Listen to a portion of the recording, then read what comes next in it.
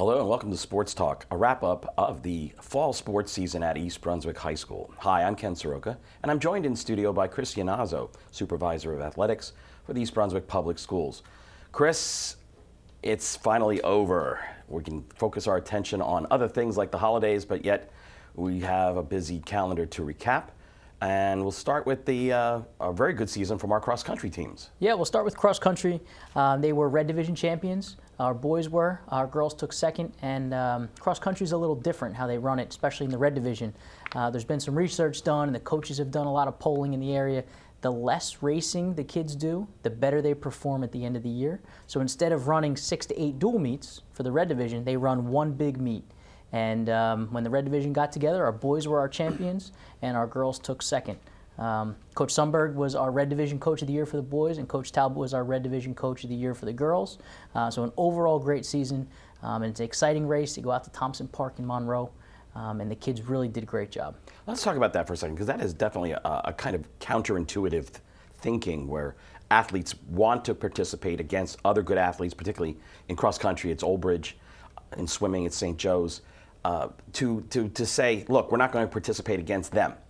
How does a coach change? I mean, how do the coaches Talbot and Sundberg, how do they change their philosophy going into this? So a lot of it is now training.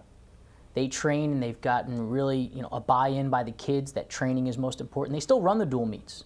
You may not run your top runners in those meets because they're in between trainings of different sorts. So I would be lying if I told you what exactly their workouts were, but coaches got them bought in of how many miles they're doing a day, speed workouts, distant workout, recovery days, things like that. So just through research, it's been found that the less you race and the more you're able to train, the better you'll compete at the end of the year sectional meet at champs time, and that's really what we're working towards. Did we see that with the overall times? We did. In the Red Division, we've seen times go down. Our kids have gotten better throughout the season, and it does show that. And our program has improved drastically over the past couple of years since this mindset has come in. So just a couple of things. We had Kenny Mose on the boys' side, was all GMC. Leland Davies, all Red Division. Joey Coyle, all Red Division. Rishi Taparia, all Red Division. They had 5 seniors that did a great job at leadership. We got a really young group, but they had those 5 seniors to really kind of hone in and have them buy into this distance program that they did. And this is one of the best seasons the boys have had, just missing out on the meet of champs in a really long time. So we're expecting great things in the future. For the girls, Chelsea Stockey was the Red Division champion. She was the overall winner girl, top girl. She was also all GMC honors. Jackie Broll, all GMC honors.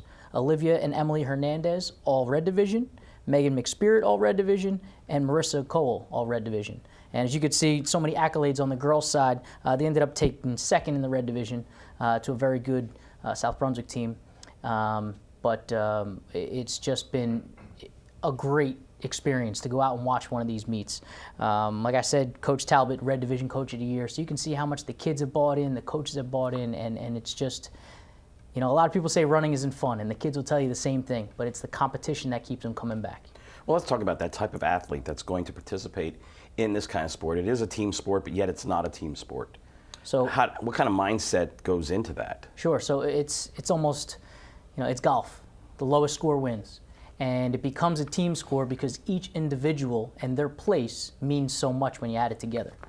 So they're working as hard as they can to move up the pack so that their score ends up being the lowest at the end. So that's where the competition part comes in. And the finish line is great because that one spot could save you, first and second place, second and third place. So they really do work hard, and it's fun to watch.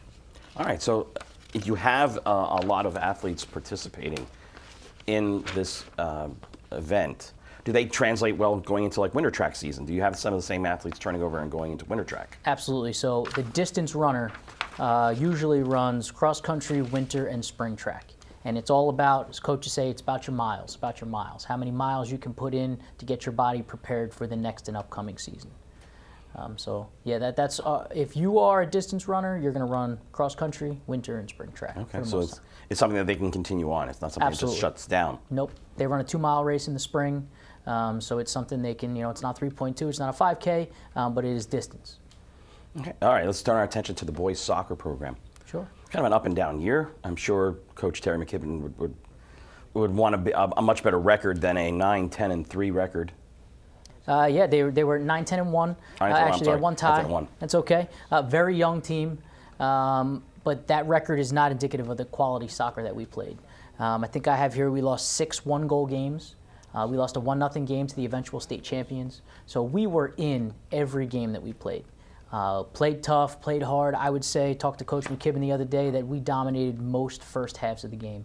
And then just being so young and having small, slight mistakes here and there, somebody scores a goal, and we had to now work harder to get that first goal.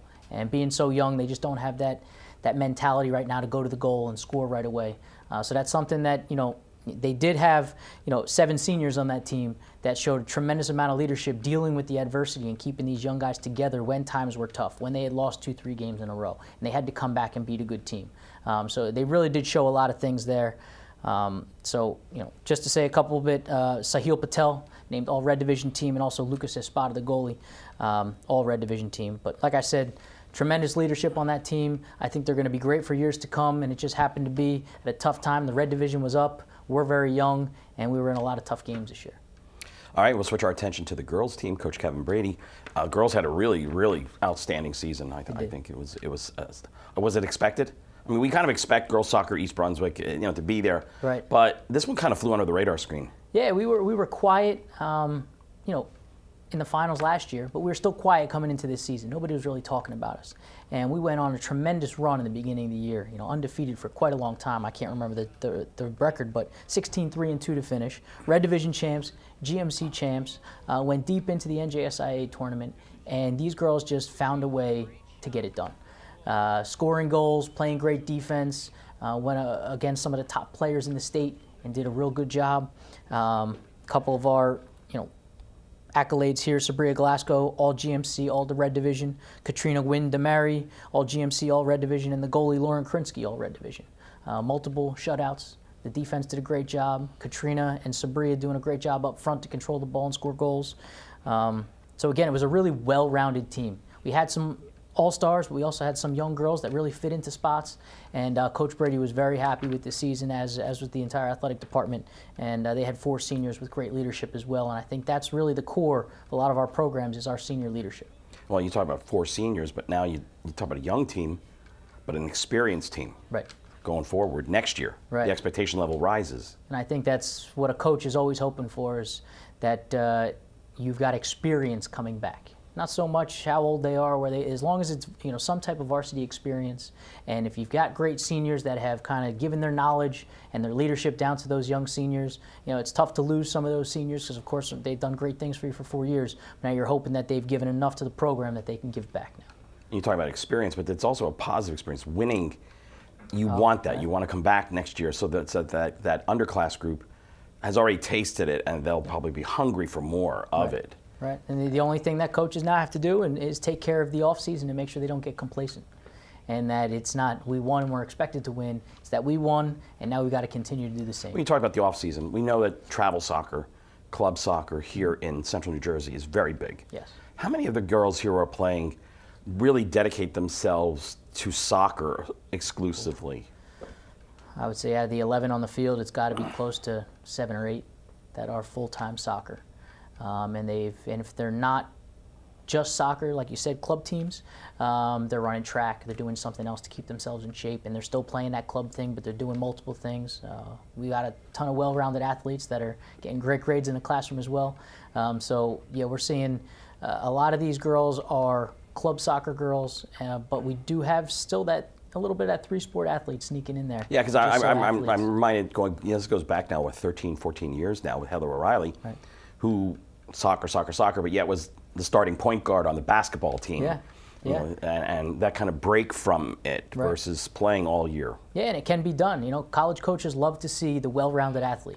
One that is a really star soccer player, but can play basketball, can run track, can play lacrosse, something like that. They love to see that because that shows versatility. You're using different muscles, different skill sets, different mentalities. So there's actually been some studies done that a lot of kids are getting recruited as 2-3 sport athletes more than the single sport athlete, just because of their well-rounded nature and what they bring to a program. Okay, we move on to the tennis teams. Sure. Tennis courts finished. They are done. Finally? They are done. Finally? Yes. Our boys played in the spring on them last year. This is the first time the girls played on them. they're outstanding. They're state of the art. They've got a little bit of pad underneath so that you don't get any of the imperfections of the asphalt. So there's true bounces for the girls, and it's a little home court advantage because it's a little softer and slower. But the girls joke about it that it's their home court and they know exactly where to hit and how to get to things, and it's the beauty of having your home court advantage sometimes. I always think of slow court, and you say slow, I think of clay. It's in between clay and asphalt. Okay. It's a little faster than clay, but not as fast as the blacktop. And a good season, though. Good season, as always, 14-6. Coach Clay did a great job this year with another young team. We did have 5 seniors, but 4 of those 6 losses came to state powerhouses, South Brunswick and J.P. Stevens. So you take those 2, which is a real tough red division and GMC that we're in. They have great competition throughout the year. We try to get them top competition throughout the state to give them that experience of playing at the next level. Phoebe Sue was freshman, all GMC team this year, so coming back, like you said, that experience. Coach Clay was named the GMC Coach of the Year, so she's doing great things with the program, and it was new courts and a great season. Any individual accolades? I mean, any of our competitors make it through the state tournament at all? No, we didn't have anyone qualify for the state tournament this year individually. We did as a team make it into the NJSIA tournament, but unfortunately lost in that second round. We'll stay with the girls and go to field hockey. Coach Tordoroff. One of the things, just take a minute. We're talking about these names: Talbot, Sundberg, Brady, McKibben, Tordoroff. They've been around for years, decades in some of these cases. How much of that, you being relatively new to the job, how much do you just love the fact that these people are so experienced that there's really nothing you have to do with them? They know how to handle this program. Right. Being that I'm new into this position, I'm not new to EB. So I've been here, I graduated in 2000. So some of these names were around when I was in school. So it's great to bring that tradition that East Brunswick has to just continue moving forward. Coaches do the right things, and as much as they know how to work and they know their teams and they know their skill sets and their sports, there's still things that they're tweaking with the new age athlete and new training procedures that they're still working with, and I'm working with them. So it's great to see those names, and it's great to see that people have bought into East Brunswick and the mentality and the tradition we have to continue coming back each year and giving out good efforts and good teams. So unfortunately, field hockey with the record, 5-11-3, kind of like our boys soccer team. Very talented group. Tough tough GMC with field hockey. There's only one division. And we've lost a ton of 1-goal games in that too. And I know it's not a high-scoring sport, but we battled in every game. First game of the year, we came out and beat Old Bridge, who was in the GMC finals. We had to see them again in the first round of states, which unfortunately didn't go our way. But you can see that we are right in there and can compete with anybody. And I would talk to Coach Todoroff, Coach McQuaid, Coach Kennard all the time about the potential that we had. We just had to take that next step forward and just squeak a goal in early and then play some defense. And it's why you play the game. So girls played well. Callie Luftig, all GMC team. So again, a lot of great honors. 6 seniors, so a lot of good leadership on this team. Unfortunately, that will be missed. But again, that young group coming back, the experience, and hopefully there'll be a little more fight to get those wins. Not where girls soccer has been on top. Now these girls are going to want to be on top, so they're going to work that much harder to get there. Great season. They love playing on the turf, and Coach Todoroff did a good job. I always stay with the girls for the third time here. We're on just a nice little streak here with the gymnastics program. First, can you explain why we don't have a boys gymnastics program? Because years ago, we ran, 17 out of 19 state championships? Oh, too many. I know the banner in the gym was filled. Yeah. But there are not many boys gymnastics teams left in the state. So if we still had one, I don't know who we'd compete against. For some reason, it did dwindle. But we're happy to have the girls team.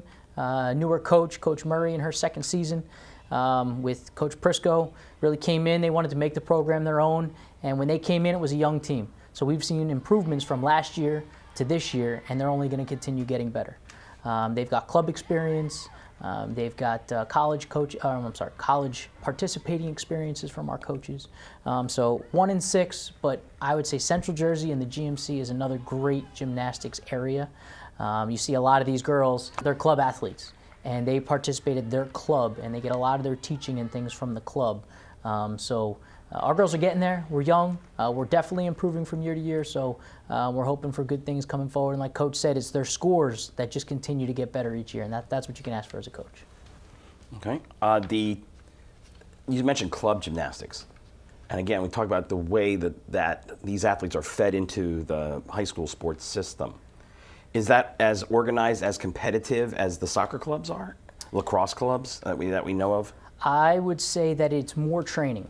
With the soccer clubs and the AAUs and things like that are a lot of competing.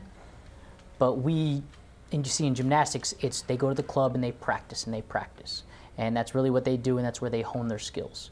But I'd be remiss if I didn't say, Amy Zapsis was all GMC team at the at-large bid. She had a great season, and she'll be coming back next year along with many of the other girls. So yes, club does have a lot to do with our gymnastics program, but it's different than you see with the soccer, where they're just playing games and traveling all over. These girls are really they're with their gym, they're competing with their gym and their coaches.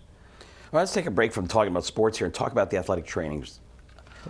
Because we were a long time, we kind of had the benefit of the wise expertise of Phil Hostler, right. and he, him being so out in front of the concussion protocols that now seem like and everybody's adopting. But this was 15 years ago. I can remember as a lacrosse coach getting the lesson from Hostler about the concussions back then even. But the athletic trainers in East Brunswick are top notch, and if you could just spend some time talking about the program, the involvement of students, the facilities, because that's something that we don't see, right? Unless we really have to see it, right? And most people don't want to see right. it. If you're in that room, that means something happened, and you got to be taken care of. But Ms. Lori DeFazio's come in this year, and she was our part-time trainer last year. She came in and she's been, hit the ground running. She knows the program, she knows the kids. They respect her and what she does, and we're confident in her skills, and she's done a lot of great things out there, making sure that kids, if they're hurt on the field, she can get them either taped up and back out ready to go as soon as they can, or if she's got to make that tough call to say, hey, listen, you really can't go back into that game, she's like I said, hit the ground running, and we're real happy with the things that she's doing. We got a new part-time trainer, Jackie Anderson. She takes care of a lot of things down at Churchill, but when she has the time, she is able to come up and help with heavy days at the high school, and we've got a ton of just athletics going on. And you have the facilities now with the remodeling that took place at the high school 15 years ago. You have the facilities there to treat multiple students at the same time. Sure. It's you hate to see it, but it's good that they're willing to go there. That the room is always busy, whether they're coming in for ice or a Band-Aid or treatment or rehab, whatever it is. They're in there, and they're excited to be in there because they know that she's smart, she knows what she's doing, and she's going to help them get back on the field sooner. And also the idea that they are there to help prevent injuries, to help student athletes recognize concussion symptoms, right. to know their bodies and to know when to kind of pull back a little bit so that they don't injure themselves and hurt potentially a college future or hurt themselves seriously for their adult life. Right. So that's one of the things that they do push a lot is preventative type of things for athletes. Sorry. And in the preseason, they'll talk to them about hydration and stretching and flexibility and strength and making sure a little bump and bruise doesn't turn into something big because you didn't want to come and see me and treat it. And I think the kids are comfortable enough with that and have understood that, where if they can come in today to treat it for a little bit, then they might not have that nagging injury towards the end of the season.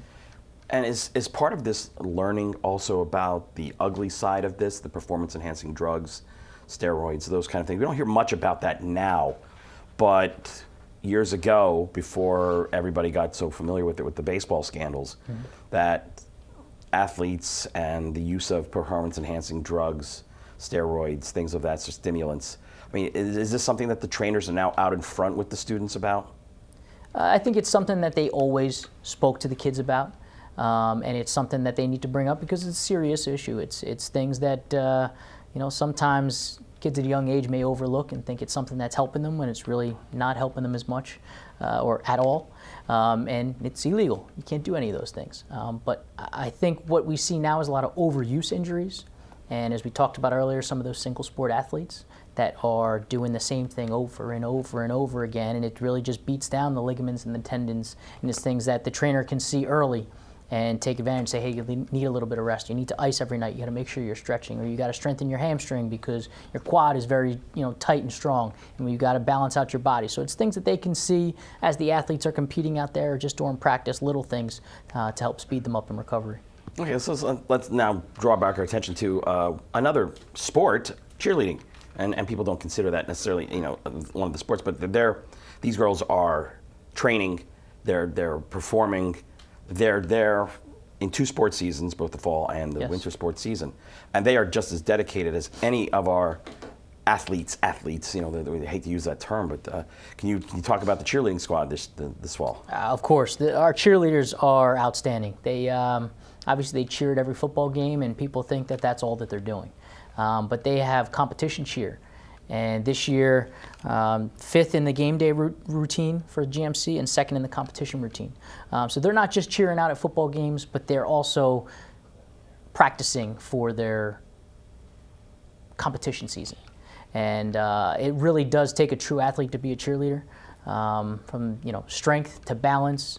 It's just so many different things that come together. And if you watch them, they're always happy on the sidelines. They're always cheering hard for the boys or the girls out there, depending on what season. And I can't say enough about Coach Olson and the job that she's done with these girls to really get them in a routine and to continue, just bringing the crowd around and being excitement of East Brunswick athletics. Are there scholarships? We talk about scholarships for other like D1, D2 athletes, but are there scholarships for cheerleading? Of course, and a lot of that you see through the club. There's another club sport is cheering, and you see them kind of get recruited from that aspect because that's what all we see on ESPN all the time. You Yes. see those cheer competitions, whether it's university cheer competitions or private And I'll say clubs. a lot of our girls are a part of that. They're a part of an all-star cheerleading group that goes around and travels and does competitions and just. If that's what they want to do, they want to be on a dance team or a cheer team in college, there's absolutely money out there for them. Okay, let's turn our attention now to football. Sure. So football, 2-8 record, and again, another team that their record doesn't show the type of football that they were playing out there. Again, in a lot of games, just had a lot of skill players. And it was a group that was coming back from last year. We were plagued by injuries and little things like that. And in the game of football, sometimes that'll hurt you. You don't have your full team out there. Unluckily, things happen where you don't end up on top at the end of the game. Well, we had the first 2 games were against Piscataway and Sayreville, and so you can understand the difficulties of beating those 2 powerhouses. And then we had the Monroe game, and it's like, wow, we had we had an opportunity to put a real pasting on Monroe. Mm-hmm. And then all of a sudden, it just the momentum wasn't there. We covered 4 games here on EBTV, and we saw moments of brilliance, but we also saw that drive that they shot themselves in the foot by a penalty, or a bad read on the part of the quarterback throwing downfield, or a missed tackle. You just scored a touchdown, and then the kickoff comes, and there's a big gainer on the kickoff. So we had some exciting games, but it just didn't seem like we got over the hump there with that. Yeah, well, just to put in perspective. We opened up with Piscataway, they're in the state championship. Sayreville in the state championship. Then you play Monroe, so you can see the competition that they're playing. And it's tough to make sure that you're up and ready to go for every game out there. And if you're not on your best, teams are going to beat you. And I think that's what we saw. Not everybody was on the same page and giving their best every game. I mean, they're working as hard as they can out there, but unfortunately, sometimes you have lapses in your mentality of what you're supposed to do, who you're supposed to block, where you're supposed to go, what route to run. And those little mistakes can be big mistakes when the other team capitalizes. One of the things we noticed, and I was talking with Rich Whalen, who does the broadcast with me, the bench didn't seem to be as large. Maybe the depth, or maybe that's a conscious point on the coach's part, to not dress students who are basically just going to be there for window dressing. Yeah. But to dress, and I just saw that the amount of players on our sideline seemed unusually small. Yeah, we didn't have huge numbers this year. The numbers have been dwindling in football, but that's everybody 10 through 12. If they're not on our freshman team, they're suited up for a home game. So our numbers are down. We do see that. We'd like to get some more kids out, more potential out there on the field. Just to the more numbers in football, the better, because there are a lot of injuries, and sometimes guys go down. You need somebody to step right in there. So yeah, our numbers were down, but. We did have some highlights this year. Kyle Wiggins, I talked to Coach this afternoon. He was going through some of the records, and right now it looks like he's going to be 2nd all-time leading rusher in the history of EB, just behind Mauro Tucci. So he had a great season here, and it just didn't equate to wins, which is unfortunate. But you see that in the NFL. Teams make mistakes, teams fall down. The Denver Broncos, who were Super Bowl last year, may not make the playoffs this year. So it happens. We had a rough go, but again, another name, James Schold, was the quarterback. He has the most yards of scrimmage in a season right now. Coach is still looking into it, checking the numbers, but that's what it looks like right now. So we've had some great skill guys out there, some great potential, and sometimes it just doesn't fall into place for you. All right, let's talk about the girls volleyball team. Had a great season, 26-3, if I read that right. 26-3. That's correct. 26-3. GMC Red Division champs. The girls had a great year. They were undefeated for a long run. Ran into Bridgewater Raritan. Had a loss there. Again, another long run. We get to right before the GMC championships, and we lost to Colonia right before the tournament began. We happened to be the 1 and 2 seed in that tournament. Beat them to get a little bit of redemption there on them to become GMC champions. Then we get into the state tournament, win 2 rounds, and run into Bridgewater again. There's our 3rd loss. So we really lost to 2 teams all year. One that we avenged that loss, and then Bridgewater, who's a perennial powerhouse in volleyball. But yeah, great season. Just so much fun to watch them play. And I think I told the girls this, and I talked to Coach. One of the great things that they do is they have that great team chemistry. And they just had fun and played for each other out there. It's a true testament of the hard work that Coach Portera puts in. He was named the GMC Coach of the Year. We also have some other accolades. I'll read off: Beth Anania, all Red Division honors; Samantha Balsamo, all Red Division, all GMC; and then Jordan Horowitz, who seemed to be the star of the team here. She was named to the all GMC team, all Red Division team, GMC Player of the Year, first team all Group 4, and 3rd team all state. Outstanding player, and she's really shown growth from her sophomore to junior season, and she's still coming back for next year. She was really, a lot of the offense ran through her. They played great defense behind her, and really was a lot of fun to watch. So, moving off of a little bit of how well that they did, they also ran a Play for Pink game. I don't know if you ran into that. Some of the flyers and the T-shirts. They raised $3,500 for the Susan G. Komen Foundation to help for breast cancer in the month of October. It was a great game. If anybody was there, thank you for coming. The Booster Club did a great job. The girls did a great job. And, I just appreciate the support from the administration, the Board of Education, to run something like that so the kids can give back a little bit to the community. Yeah, this is the first time that you had the girls playing inside the new remodeled gym, right? Because the remodeling didn't really finish until January, February? Until about January. They enjoyed it a lot until one day I heard for the first time, never thought I'd hear it, it's too cold in here. And I just had to walk away. I said, please don't ever say that, because it was hot in here before. But yeah, they enjoyed playing in there. It's a beautiful gym, state of the art, and it's bright and exciting. And yeah, it worked out well. All right. And we'd like to take the time to thank the people here at EBTV. They come out, and they've been doing this for 30 plus years probably, coming out and supporting East Brunswick Athletics, broadcasting many of the games to you. And again, they come out 2 hours before, they stay 2 hours later to put everything away.